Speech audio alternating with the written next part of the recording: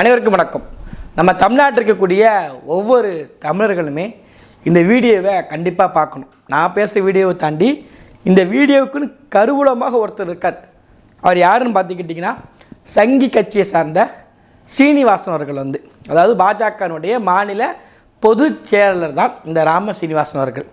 அவர் பார்த்துக்கிட்டிங்கன்னா சமீபத்தில் மதுரையில் ஒரு மாநாடு நடத்துகிறாங்க. ஒரு கூட்டம் வச்சுக்கோங்களேன், ஒரு ஜாதி கட்சி கூட்டம்.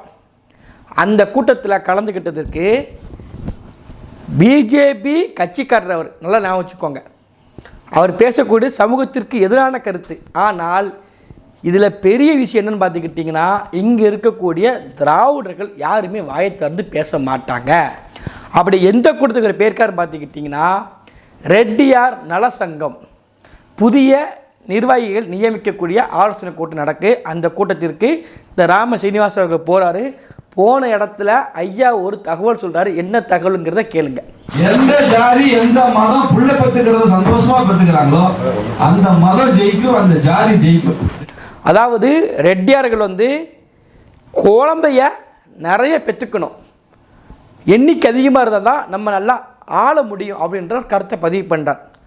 அதையும் தாண்டி புனிதமான ஒரு வார்த்தை சொல்கிறாரு. என்ன வார்த்தை அப்படிங்கிறத கேளுங்க. ரெட்டி சங்கத்துல 3 குழந்தை பெற்றுக்கிட்ட ஒரு பொண்ணை வீர ரெட்டி மங்கையில் பட்டம் கொடுக்கும். ஒரு வீட்டில் ஒரு பெண் 3 குழந்தை பெற்றுட்டாங்கன்னா அவர்களுக்கு ஒரு பட்டம் கொடுக்காரு, வீர ரெட்டி மங்கை அப்படின்னு சொல்லி. 3 குழந்தை பெற்றுட்டாங்கன்னா அதற்கும் மேலே இன்னொரு வார்த்தை ஒன்று சொல்றாரு. அதையும் நான் போட்டு அதையும் நீங்கள் பாருங்கள். எந்த மருமக அதிக குழந்தை பெற்றுக்கிறேன்னு ப்ராமிஸ் கொடுக்குறானோ அவள் தான் நம்ம வீட்டு மருமக அப்படி முடிவு பண்ணணும். ஒரு டெஸ்ட் வைக்கணுமா, என்னது இன்டர்வியூ மறைக்க வைக்கணுமா, எந்த மருமக எத்தனை 3 குழந்தை பெற்று கொடுக்கீங்களா அவங்க தான் நம்ம வீட்டிற்கு ஏற்ற மருமக. அவளுக்கு படிப்பு இருக்கா, என்ன பழக்கம் இருக்கா, அதெல்லாம் கேட்குறது குட்டி. குழந்தை யார் உங்களுக்கு அதிகமாக பெற்று தரேன்னு சொல்கிறாங்களோ அவங்க தான் உங்களுக்கு ஏற்ற மருமகா அப்படின்னு சொல்லி ஒரு வார்த்தை சொல்கிறார். குழந்தைய படிக்க வைக்க முடியலைங்க, செலவாகுது, நீங்கள் மாதிரி சொல்லிட்டு போயிருவீங்க. உங்களுக்குலாம் குழந்தைகளை படித்து முடிச்சிருச்சு. நாங்கள் தானே இப்போலாம் எல்கேஜிக்கெல்லாம் எவ்வளோ ஃபீஸ் தெரியுமான்னு கேட்டால் அந்த குழந்தையை பெற்று கொண்டு பூர்ணச்சந்திரன்கிட்ட கொடுத்துருக்கு ரெட்டி சங்கத்தை. இதை நிச்சயமா உத்தரவாதமா சொல்றேன். அரசியல்வாதியா தேர்தல் அறிக்கையா சொல்லல. உங்களுக்கு ஒருவரை குழந்தை நீங்கள் பெற்று உங்கள் குழந்தை வளர்க்க முடியுங்க நீங்கள் நினச்சிங்கன்னா ரெட்டியார் மாநாட்டில் நீங்கள் கொடுத்துருங்க, ரெட்டியார் சங்கத்தில் கொடுத்துருங்க. அவங்க இந்த குழந்தைய வளர்த்துக்கிடுவாங்க. நீங்கள் குழந்தை மட்டும் பெற்று கொடுங்கன்னு சொல்லி வார்த்தைகளை பதிவு பண்ணுறாரு. இது இந்துத்துவவாதிகள் அடிப்படைவாதிகள் பேசக்கூடிய வாதம். அப்படி தான் பேசுவாங்க. இவர் ராம சீனிவாசன் இல்லை, பிஜேபி கட்சியில் உயர் பொறுப்பில் இருந்து அடிமட்ட தொண்டன் வரைக்குமே ஒத்த கூமுட்டு இந்த வார்த்தை தான் பேசுவாங்க. இதில் நமக்கு பெரிய வியப்பு என்னன்னு பார்த்துக்கிட்டிங்கன்னா, இந்த ராம சீனிவாசன் பேசக்கூடிய வார்த்தைக்கு இதே ஒரு வார்த்தையை வெறுமனையா இப்போ நான் யாரோ ஒருத்தங்க தமிழர்கள்லாம் நீங்கள் நம்மளுடைய எண்ணிக்கை ரொம்ப கம்மியாயிருச்சு, சேர சோழ பாண்டிய காலகட்டம் எண்ணிக்கை அதிகமாக இருந்துச்சு, இப்போ எண்ணிக்கையில் ரொம்ப குறைவாக இருக்கும், நம்ம ஒடுக்கப்படுறோம், நசுக்கப்படுறோம், நம்ம எல்லோரும் தமிழர்களை வீடு கொண்டு இழணும், அப்புறம் அதிக குழந்தை பற்றுக்கணும் யாராவது ஒருத்தங்க பேசியிருந்தாங்கன்னா இன்றைக்கி இந்த திராவிட திருவாளர்கள் இருக்காங்க தெரியுமா, அந்த திருவாளர்கள் ஒட்டுமொத்த திராவிடியா பசங்கள் உட்காந்து வீடியோ எடுத்து போட்டிருப்பாங்க ஒட்டுமொத்த பேர். இன்னொரு பக்கத்தில் இந்த கம்யூனிஸ்ட் கட்சி பேசக்கூடிய எங்கள் அக்கா சுந்தரவழியில் உட்காந்து என்னங்க நினச்சிங்க, நீங்கள் பொம்பளைங்கன்னா உங்களுக்கு மிஷின் நினச்சிக்கிட்டீங்களா, நீங்கள் நினைக்கக்கூடிய பெண்களை குழந்தை பெற்று கொடுக்கறதுக்கு அப்படின்னு பொங்கி எழுந்திருப்பாங்க கம்யூனிஸ்டவாதிகள்லாம். இதே ராம சீனிவாசன் அவர்கள் இந்துக்கள் எண்ணிக்கை கம்மியாக இருக்குது, உலக அளவில் நம்ம கிறிஸ்டின்களுக்கு இணையாக இஸ்லாமியருக்கு இணையாக இந்தியாவில் மட்டுமே குழந்தையை பெற்றுக்கணும், அதற்காண்டி இந்துக்கள் முழுக்க குழந்தை பெற்றுக்க சொல்லியிருந்தால் கூட ஒட்டுமொத்த பேர் பொங்கியிருப்பாங்க. ஆனால் அவர் இந்துக்களும் தாண்டி இன்னொரு வார்த்தை சேர்த்து சொன்ன. என்ன வார்த்தைனா ரெட்டியார் சொல்லிட்டார். என்ன வார்த்தை?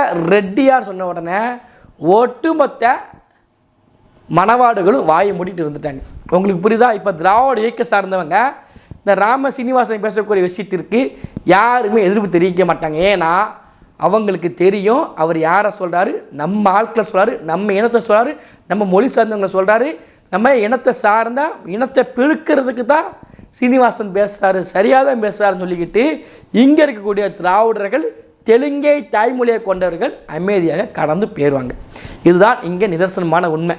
இப்போ நம்ம இதே மாதிரி ஒன்று பேசியிருந்தோம்னா அடிப்படைவாதிகளுங்க பாருங்கள், ஒரு பெண்கள் எப்படி கொச்சைப்படுத்துகிறாங்க, என்னெல்லாமோ நமக்கு பாடம் எடுத்திருப்பாங்க, என்னெல்லாமோ நம்ம சொல்லியிருப்பாங்க. இன்றைக்கி எல்லாம் அமைதியாக இருக்காங்க. ஏன்? அவர்களுக்கு தெரியும், கேஏ நேருக்கு நல்லாவே தெரியும், பிஜேபி கட்சியில் இருந்தாலும் சீனிவாசன் யாருக்காண்டி பேசிகிட்டு இருக்கான்னு அவருக்கு தெரியும். மணவாடு சேகர் பாபுக்கு தெரியும், அவர் சங்கி அமைச்சராக இருந்தாலும் இங்கே சங்கியை சார்ந்த சீனிவாசன் யாருக்கு ஆதரவாக சொல்லிக்கிட்டு இருக்காரு, எந்த மக்களின் நலனுக்காக பேசுகிறாரு, எந்த மக்கள் ஒற்றுமைக்காண்டி, எந்த மணவாடு ஒற்றுமைக்காண்டி பேசுகிறார் சொல்லி சேகர் பாபுக்கு நன்றாகவே தெரியும். இதே மாதிரி முதலமைச்சர் மு.க. ஸ்டாலினுக்கும் தெரியும், அப்புறம் அமைச்சருக்கு உதயநிதி ஸ்டாலினுக்கும் தெரியும். இவர்கள் எல்லாருக்குமே நன்றாகவே தெரிய போய் தான் இப்போ இவங்க எல்லாம் அமைதியாக கடந்து போவாங்க. இதே வார்த்தையை வடமாநிலத்தில் ஒருத்தங்க பேசியிருந்தாங்கன்னா இங்கே பேசும் பொருளாக்குவாங்க. பாருங்கள், பெண்களை எப்படி ஆபாசமாக சித்தரிக்கிறாங்க. பெண்களை வெறும் குழந்தை பெற்று கொடுக்கக்கூடிய மிஷினாக மட்டும்தான் இவங்க பார்க்குறாங்க. இவங்க இந்த பிஜேபியிலுடைய எல்லாருடைய எண்ணம் இப்படி தாங்க இருந்துக்கிட்டு இருக்கு அப்படின்னு சொல்லி கடகோடு இருக்கக்கூடிய ஒட்டுமொத்த கொத்தடிமைக்கும் தகவலை போய் கடத்திடுவாங்க. இப்போ இந்த விஷயம் வெளியவே தெரியாத அளவுக்கு மூடி மறைச்சிடுவாங்க. நம்ம அந்த சீனிவாசனுடைய அந்த பாசத்தை நம்ம பாராட்டுறோம். அந்த செயல் தப்பு. அவர் சொல்லக்கூடிய அந்த பெண்களை போக பொருளாக பார்க்குறது, பெண்கள் குழந்தை பெற்று கொடுக்கறது, வீரமங்கி பட்டை வாங்கி கொடுக்கறது, இந்த வார்த்தை தப்பு. ஆனால் அந்த பாசத்தை நம்ம பாராட்டுறோம். அவருடைய மணவாடு பாசம், இனப்பாசம், தெலுங்கு மொழி பாசம், தெலுங்கு இனப்பற்ற நம்ம பாராட்டுறோம். ஏன்னா இந்த ஒற்றுமை தான் தமிழர்கிட்ட காலங்காலமாக நம்மக்கிட்ட இல்லை. சுட்டு போட்டால் வரதுமே இங்கே தெரியுமா, அது சுட்டு போட்டாலும் நம்ம ஆளுகளுக்கு வரமாட்டேங்குது. இங்கே பிரச்சனையே அதில் தான் இருந்துக்கிட்டு இருக்கு. இதே விஷயத்த ஒரு தமிழ் நலன் சார்ந்து யாராவது ஒருத்தங்க இந்த வார்த்தையை பதிவு பண்ணியிருந்தாங்கன்னா ஒட்டுமொத்தமாக திராவிட கூட்டங்களுக்கு இன்றைக்கி பெரிய கண்டென்ட்டே இதுதான். பெரிதளவில் நீங்கள் பேசியிருப்பாங்க, சிரிச்சிருப்பாங்க, நகைப்பாடி இருப்பாங்க, கொண்டாடி தீர்த்திருப்பாங்க.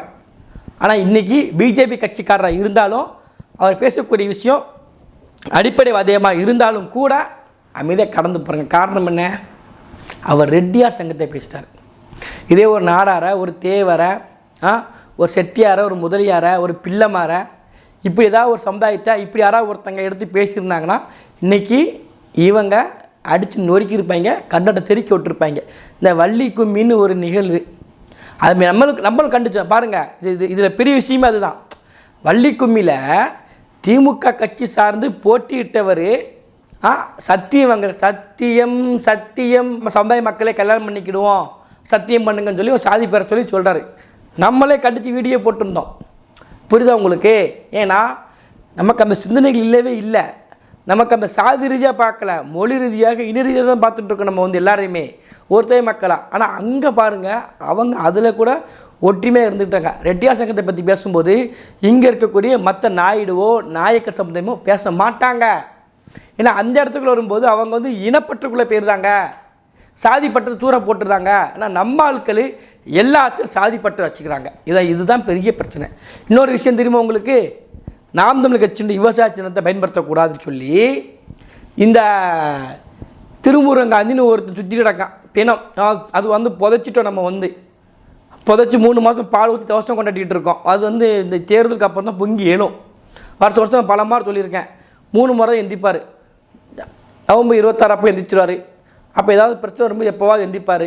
அது பேர் தேர்தல் ஒட்டி எந்திப்பார். இந்த 3 முறை வருஷத்துக்கு எந்திக்க பேக்கேஜ் பண்ணது இந்த பணத்தை சார்ந்த ஒருத்தன் ஜெகன்னு ஒருத்தன், அந்த கட்சியில் இருக்கக்கூடிய ஒருத்தர் வேறு இடமாறம் பேரை மாற்றிருப்பாங்க. இவங்க குறிப்பே அது தானே, குறிப்பு முழுக்க அது தானே. கரிகாலன் பேரை வச்சுக்கிடுவாங்க. பார்த்தாலும் வேறு ஒரு உண்மையான பேர் வேறு பேராக இருக்கும். ஒட்டுமொத்தமாக தமிழ் மன்னருக்கு பேரையே வைப்பாங்க. இவன் பேர் இளமாறன். இவன் என்ன சொல்கிறான்? நாம் தமிழர் கட்சிக்கு விவசாய சின்னத்தை யாருக்கும் பயன்படுத்தக்கூடாது. நாம் தமிழர் கட்சி மட்டும் கிடையாது, மருத்துவர் சின்னம், இந்த செவிலியர்கள் சின்னம், இந்த மாதிரி உருவப்படுத்தப்பட்ட சின்னங்கள் யாருக்கும் பயன்படுத்தக்கூடாதுன்னு சொல்லி ஒரு வழக்கு தூக்கி போடுறான். மருத்துவர்களுடைய அந்த படம் போட்டதை பயன்படுத்தக்கூடாதுன்னு சொல்லி எவ்வளோ வன்மங்கள் எவ்வளோ நாள் சுற்றிட்டு இருக்குன்னு பார்த்துக்கோங்க. இவங்களுக்கு ஒட்டுமொத்த பேர் எதிர்த்துட்ருக்காங்க. நம்ம தமிழன் சொல்லிட்டோம், ஒரே ஒரு காரணம், வேறு எதுவுமே கிடையாது. அந்த ஒத்த காரணத்துக்காண்டி தான் மொத்த பேர் எதுக்க ஆரம்பிக்கிறாங்க. இந்திய தேசிய பேசக்கூடிய எதுக்குறான், இந்த திராவிட தேசிய பேசக்கூடிய எதுக்குறான். அப்போ தமிழர்கள் இதை ஒரு விழிப்புணர்வை எடுத்து இவர் பேசக்கூடிய விஷயத்தை சங்கி பேசக்கூடிய விஷயம் தப்பு. ஆனால் அந்த இனப்பற்ற நம்ம பாராட்டுவோம். இனப்பற்று தமிழர்களுக்கும் வரட்டும். இந்த இனப்பற்று தான் நம்மளுடைய நாட்டையும் மொழியையும் நம்ம மக்களையும் காப்பாற்றும் சொல்லிக்கொண்டு வீடியோ முடிச்சுக்கிறேன். மீண்டும் நல்லதொரு பதிவில் உங்களுக்கு சந்திக்கிறேன். நன்றி, வணக்கம்.